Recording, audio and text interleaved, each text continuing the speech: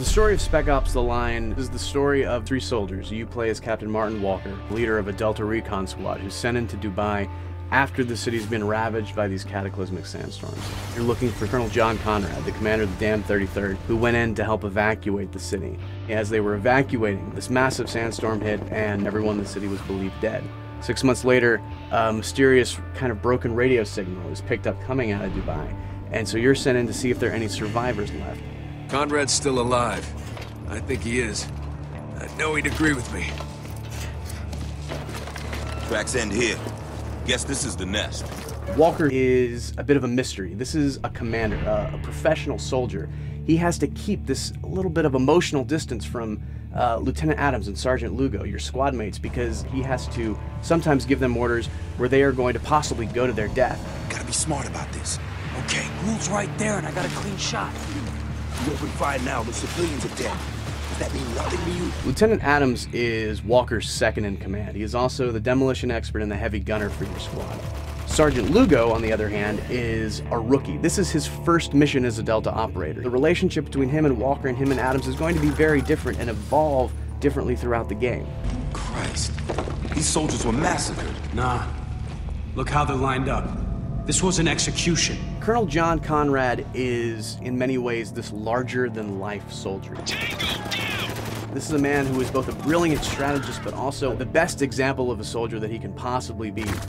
Cover me! I'm reloading! The characters in Spec Ops are not static. These are not going to be the same people that you meet at the beginning of the game by the time you reach the end of the game. Begin.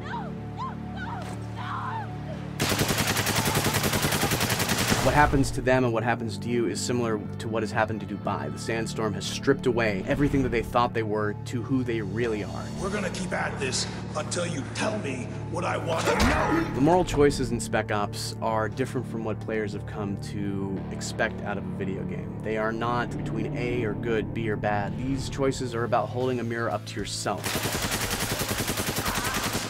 Fuck it, I'm taking the shot. Wait for your orders, Sergeant. We chose to set Spec Ops in Dubai for two reasons. One, this is not meant to be a game about global conflicts. You are not fighting other nations, you are not fighting terrorists with a nuke. So we didn't want people to be thinking about any conflicts that are currently happening or maybe have happened in the recent past. Also, Dubai is a metaphor in a lot of ways for what the player and the characters are experiencing. This is a city where there should not have been a city, but men with money and power just came in and said, I'm going to build whatever I want. And then the sandstorms came, the desert retook it, and nature said, no, just because you want to do this does not mean it can happen, does not mean it should happen. The CIA doesn't start when you can't finish. Well, now's the time to prove it, because I'm not telling you shit. No! What the hell?